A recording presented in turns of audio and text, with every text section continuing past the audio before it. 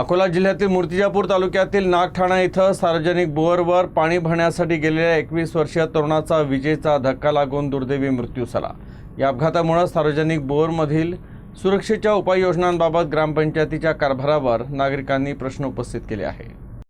मूर्तिजापूर तालुक्यातील नागठाणा येथील रहिवासी आदर्श सुनील सोळंके हा घरासाठी पिण्याचे पाणी भरण्यासाठी गावातील सार्वजनिक बोर सुरू करण्यासाठी गेला होता। बोरची मोटार सुरू करत असतानाच त्याला अचानक विजेचा तीव्र धक्का बसला। बोरच्या परिसरात पाण्याचा निचरा होत असल्याने मोठ्या प्रमाणात ओलावा निर्माण झाला होता।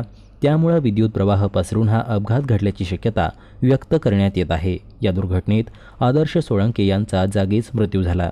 घटनेची माहिती मिळताच मूर्तिजापूर ग्रामीण पोलीस घटनास्थळी दाखल झाले। पंचनामा करून मृतदेह शवविच्छेदनासाठी पाठवण्यात आला। मृतकाचे चुलत भाऊ मुकेश सोळंके यांच्या जबानीवरून मूर्तिजापूर ग्रामीण पोलीस ठाण्यात BNSS कलम 194 अन्वये नोंद करण्यात आली आहे। या प्रकरणाचा पुढील तपास हेड कॉन्स्टेबल सरोदे करीत आहेत।